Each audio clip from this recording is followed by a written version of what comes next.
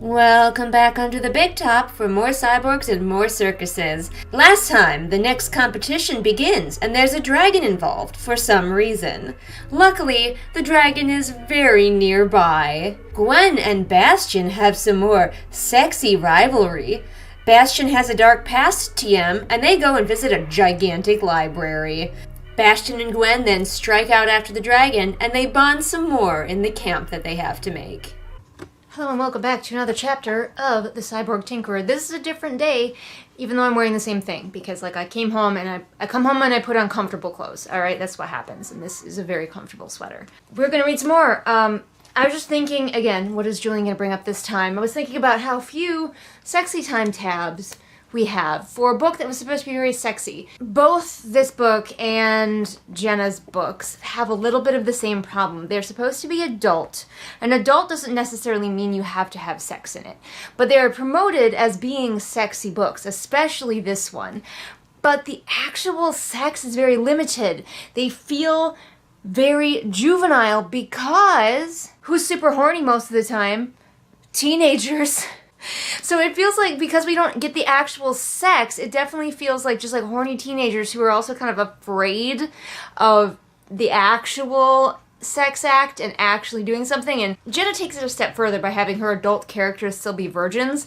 I don't think any of these characters are virgins. But it's sort of that like tee-hee-hee sex, I have a boner, but then you get to the actual having sex part, and this book is like really backs off of it. Because even in the beginning, where it was just like hand job in an alley, it ended before it even really started, and we are this far into the book. That's what makes this book really hard to market, because like, what is it? So yeah, that was rambly, but I see why this book is struggling, and it's difficult to market this thing because it doesn't know what it wants to be. It wants to be everything and nothing at the same time. Meg, I hope if you write more books, and I think she should, I hope she doubles down on one of the things in this book and just like makes that like really solid. And the other stuff maybe we can forgive if we're into that one thing. Anyway, chapter 18. Meg, if you're watching, which I know you're not, just write a fantasy book, honey. Just say a wizard did it. Who can stop you? No one can stop you. So Rora and her friends, and also the small party of allies that she just like gained in the last chapter, but who don't have faces or names or anything like that. So basically they're red shirts, let's be real. They're climbing the mountain now with a rope. Because obviously being circus performers means you're also expert mountain climbers. Those two skills are basically the same thing. Of course, Rora is leading the way and tying off the rope because like she's a acrobat, works on the slack line, so that means she's the best mountain climber.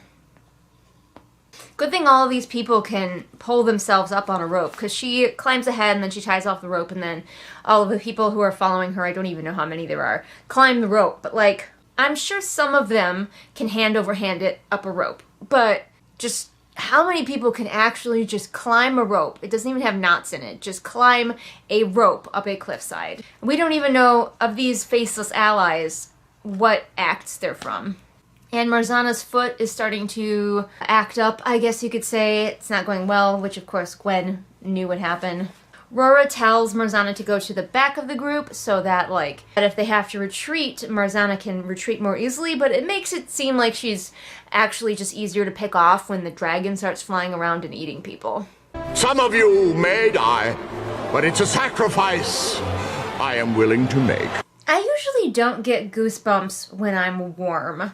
She's investigating a cave, she goes in, and the air is like moving in there when it shouldn't be, and it's warm air, and that makes her have goosebumps, and like, maybe Meg is trying to say that she's like nervous, and that's what's causing the goosebumps, but she says, the air grew definitively warmer, sending goose flesh across her skin at the heat. That implies to me that the goosebumps are from the heat, which I don't normally think happens. Do you get goosebumps when you're warm? Anyone out there? I have no idea if they have a plan for dealing with this dragon. Dealing with dragons. By the way, if you want to watch me read an actually good book, I have a read-along of Dealing with Dragons, which is awesome. And there are dragons in it because it's a fantasy book. And also, it has more complex characters who want things that are believable within their world. Apparently, she has a spear, Aurora has had a spear this entire time, which she's been carrying on her back while she climbs a fucking mountain. So that's cool, and now she's wielding it. Also, she lit a torch because I guess she wants the dragon to be able to see her more easily. So she sees the dragon, and she is very nervous about it. It hasn't been really described yet. I guess we're just expected to know what a dragon looks like. But it says, clenching her butt, she swallowed and crept forward. She doesn't have a giant caboose, though, like Gwen does. We don't even get a description yet of how big this dragon is. Like, she mentioned how big it probably was, but how big is it actually? I want more of a description than that it has red scales, which we already knew because we keep calling it a red dragon. Oh, apparently their plan was to befriend the dragon, which is why she has brought a spear. I mean, I get it. If that doesn't go well, you want to be able to, fight, but still. Instead of describing her getting out the spear, we could have described her getting out some hunks of meat or something that she brought along to befriend this dragon with. The dragon wakes up, and once again, Meg just kind of struggles with tense or action scenes. I think she just doesn't know which information should come first in a scene like this, because it is important when you are having a very tense moment. You want the reader to be able to be in the moment and visualize what your character is seeing.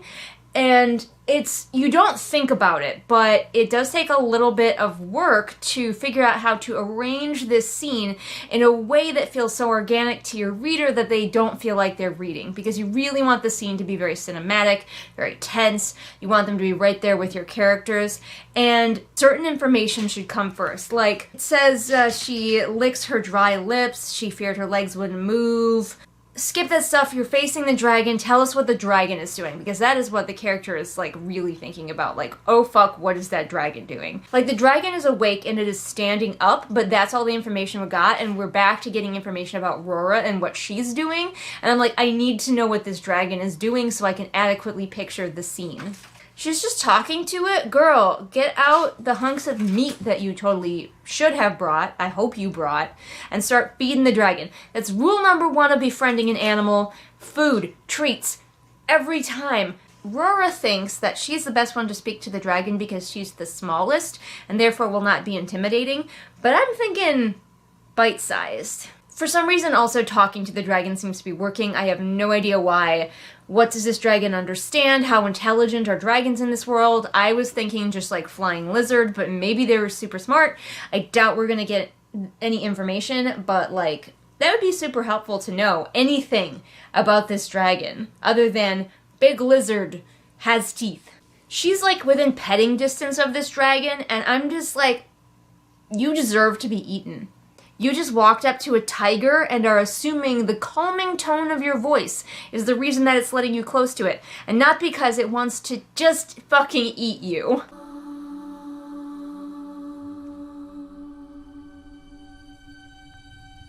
Fortunately, Aurora is a fucking dragon whisperer, and it's like letting her pet it.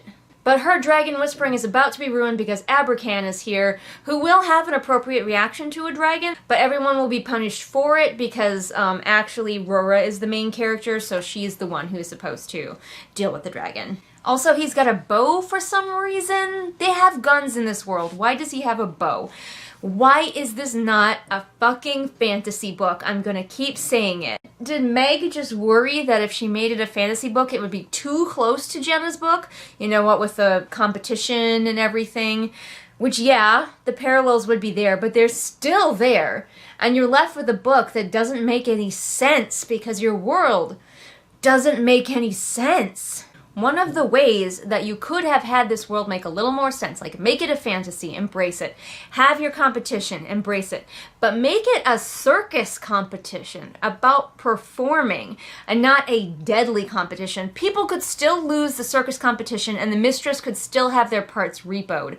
It could still be brutal. You could even still have them have to go capture the dragon because the mistress wants a dragon for her circus. No one seems to have a terribly good plan for capturing this dragon. Aurora's plan was apparently talk to it, and it's only by grace of the plot gods that actually worked. And Abracan's was that he was hoping Aurora and her friends would be being eaten, and then he would Swoop in and capture the dragon while it was otherwise preoccupied. Capture it how? Do you have a really big net? Do you have a bunch of ropes? All I see so far is a bow and arrow. What is your plan? These people all deserve to be eaten by the dragon. Team Dragon. Dragon should win everything. I super believe in you, Tad Cooper. So she gets between Abercan and the dragon, and she's like, no, you must not kill it. And he's like, well, I at least have to injure it if I'm gonna bring it back, because it's a fucking dragon. Which I guess is kind of a plan. Not a great one, because dragons are heavy. He fires his bow at Rora, and I'm sure it's the dragon. Something hits Rora in the back and makes her fall to the floor, but then she bounces when she hits the floor. I'm just like, when something knocks me down, I don't usually bounce. I just kind of, and that's it. Are her boobies like bouncy or something? She just like hit the ground and it's like boing. And of course the dragon protected her because she talked to it a little bit. And all this deadly giant lizard that regularly terrorizes the countryside needed was just somebody to just talk to it. Just no one had ever tried talking to it before, and the dragon just wants a friend. I haven't been pointing out every time that we could clean up some sentences, but I like to point it out every now and then. The soles of her boots were warm against her feet. The soles of her boots were warm. Unless we have been told she's not wearing the boots, we understand that they're already on her feet. Also, Abercan is fucking Legolas. Actually, he's Gaston. I said before that he was Gaston, and he really is. He's just Gaston. He's like, he was a hunter as a past job, and so he's really good with the bow. And he's pulling a Legolas, though, with the whole just like arrow, arrow, arrow. Practically an automatic bow. The red shirts are getting killed left, right, and center. Also, Rora is shocked that some people are just running away. Like, I know you were here to capture the dragon, but I do feel like many people would be realizing how unprepared they are in this moment. But never fear, all of a sudden, out of fucking nowhere, it's Gwen and Bastian. Hooray! What is the timeline of this? Yeah, they have a skimmer, and yet they were the last ones here. I know they started out a little bit later than everybody else, but not that much. Fucking Bastian has a sword and shield, which apparently he just knows how to use. And he can just wield it, even though he hasn't eaten in like days. He has no trouble. Gwen's, of course, immediately in danger. She goes straight in to fight the dragon on her hoverboard, which is big enough for 2 people, but is also small enough to be able to fly around inside of a cave. The dragon bites her sword and breaks it in half, and so Rora is like, oh shit, my girlfriend, my boo, I have to save her. That would be the worst thing ever if Gwen died. So she runs up and she fucking punches the dragon right in one of the arrows that Abercan had shot into it. But as a result, the dragon does chomp her cyborg hand real good. So I think she deserves it. Everyone deserves everything they get from this dragon. Ma'am, you are being eaten by a dragon. Rora's thoughts sometimes. As sparks hovered in midair, all she could think of was her shattered dreams of performing for the Emperor. A dragon just bit off your hand, and you're like, dang it, now I can't perform for that guy who hates me. She's having a really long introspective moment when a dragon just chomped her hand off. I can safely say I would not be this introspective. But she's just having a whole moment thinking about her shattered dreams, of everything she'd gone through. She thinks about coercing Gwen. A dragon is attacking you, bitch! I just picture her standing there with her, like, hand in the dragon's mouth, and she's just like, oh no, I'll never be able to perform for the Emperor now. The dragon just eats the rest of her. Just why not? Fortunately, her hand does zap the dragon, so... And now electricity from the shattered hand is, like, shooting through her body. So really, it's a bit of a horse apiece which limb it decided to bite off. Both are unpleasant. Marzana tries to help Rora and gets her ass beat by the dragon for her troubles. Bastian decides to go yippee-ki-yay, and he jumps on the dragon's back. Because why not? Why would, at this point, why wouldn't you? Just jump on the dragon's back. Yippee-ki-yay, motherfucker. The dragon finally decides to peace out, but Bastian is still, like, clinging. He's gonna ride a dragon. If it's the last thing he does, and it might be, but it's gonna be cool. So now that the dragon is gone, Gwen is like, oh no, my boo, and she runs over to Rora, and she's like, okay, Rora's not dying, and then she goes to check on Marzana, And Marzana's not moving! Dun dun dun! But that is for another chapter. Bastian's just off doing a How to Train Your Dragon. I wish we got Bastian's point of view sometimes, because that'd be pretty sweet. He's riding around on a fucking dragon right now. But no, we gotta stay with these horny girls. I'll see you for the next chapter. We're back for more Cyborg Tinkerer, and it's like my skin knows when I'm gonna film, and it's like, break out! Real quick! We gonna read chapter 19. Oh man, I'm gonna need to get a beverage. Stupid of me to think I could eat popcorn and talk without a beverage. Alright, beverage got. I had popcorn today as my snack. I haven't been snacking as much while I read like I usually do. Adam is here off screen playing video games, so if you hear commentary, that's him. or maybe he's a goblin. So I was looking for video ideas because I just got 2,000 subscribers and now I have no video ideas. And I was looking at some of Meg's old videos because like maybe I could react to them. And I found one where she was talking about this book. And it was quite frankly so sad because she was just so sweet and full of hope and like so excited to share this book with the world, and it landed with such a thunk, and it's very sad. I'm not going to sit here and say, oh, this is a good book that everybody just slammed for no reason. It's not a very good book. I think it's just because she was so popular. People were like, she cannot be popular and write a bad book. Not allowed. Alright, when last we left our heroes, just kind of doing a terrible job in a fight against a dragon. Oh, something I wanted to do, because I'm not getting to use my bookmark with all the tabs on it very much, since there's very little sex and even less chopping up a cyborg so far. So, I thought it'd be hilarious if I started marking every time that they have horny thoughts about each other. I know we're halfway through the book, but like, let's find out just like how many horny thoughts we can get for the rest of this book. What is a good color for horniness? Green or red? I'm already using green and pink, which is the closest I have to red. I'm thinking like purple or maybe blue? Orange? I don't want to. Adam thinks I should use orange, so we'll use orange. Gwen has decided to go full action hero, so she like tells the bullies that they need to leave. You need to leave! Or she will like personally murder them and they believe her. Granted, she has taken apart several cyborgs at this point, so. And she just, like, flies off on her skimmer to go catch up with Bastian, who, as you recall, is riding on a dragon at this point. How did we even get here? Looking at the cover of this book, how did we even get here? Bastian is riding a bucking bronco dragon through the air, and he's still got a free hand to rummage in his pockets. Now, I haven't ridden on a bucking dragon, but I have ridden on a bucking horse. And I could not be, like, going through my pockets at the same time that was happening. And I was not however many miles in the air he is. Bastian says that he has syringes, which I'm assuming are syringes full of, like, dragon tranquilizer, but they need to be assembled. Why weren't they assembled to begin with?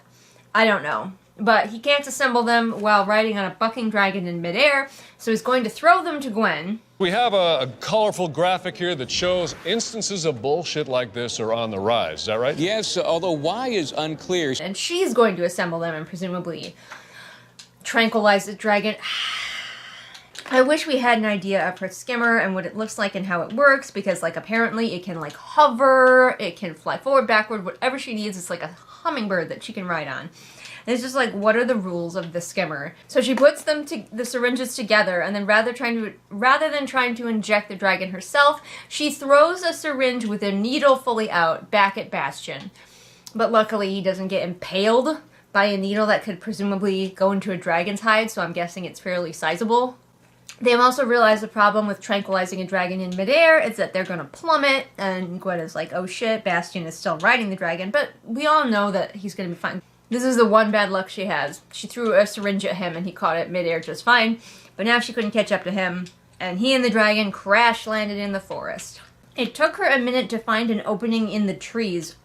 Lady, just fall into the hole that the dragon just made.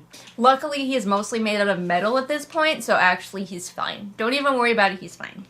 We have the classic girl slaps the guy for making her worry about him. She smacks them and is like, how dare you jump onto that dragon. Also, they have captured the dragon, so, like, who is supposed to take credit? I'm assuming they're just going to let Rora take credit for capturing the dragon. The performers have done nothing but endanger themselves. These two members of the staff have captured the dragon. She goes back to Rora and Marzana.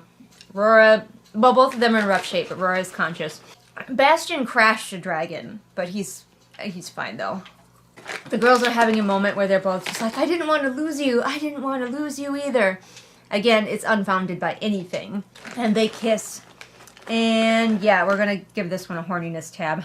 Because all of a sudden, Gwen is alight with desire.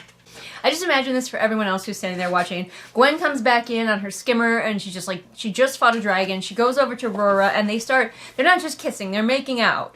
There's tongue involved. And these other dudes are just like standing around like, well, this is awkward.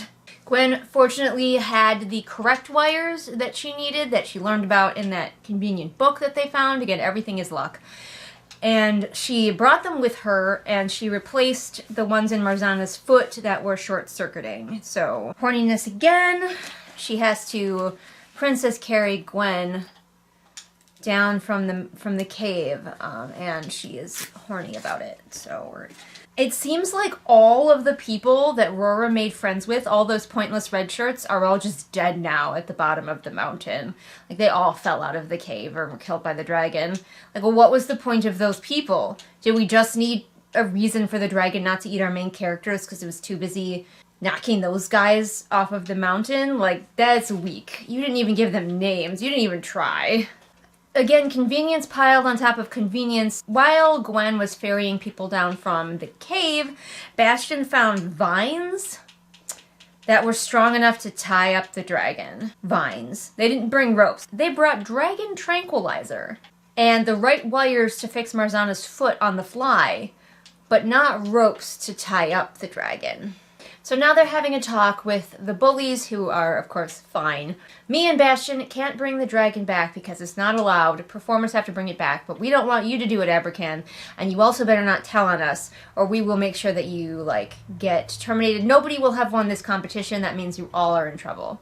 And Abercan is like, I don't know, I don't like that. And then Gwen just, like, pours out some of the dragon tranquilizer so that they don't have enough to keep the dragon unconscious, so that's, of the things that she is threatened with so far, that one seems like the most effective. 11 people were killed by the dragon, or falling off of the mountain, I guess that qualifies.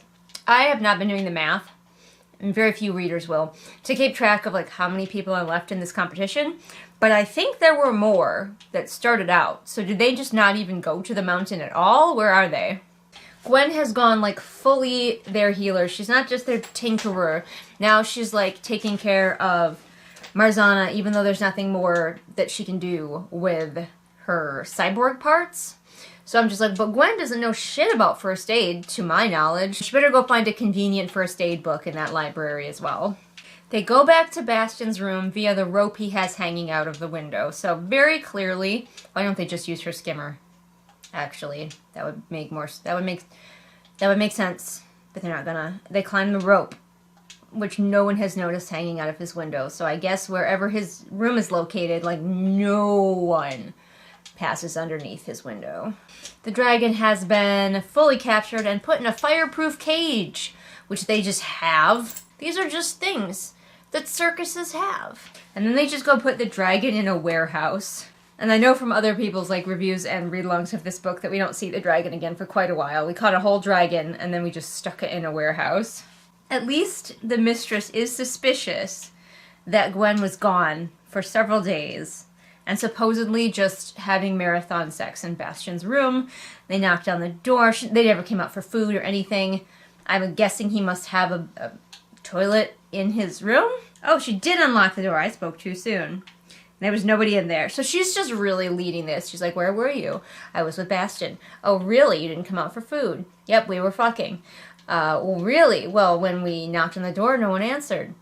We were asleep. Oh, really? When we unlocked the door, you weren't in there.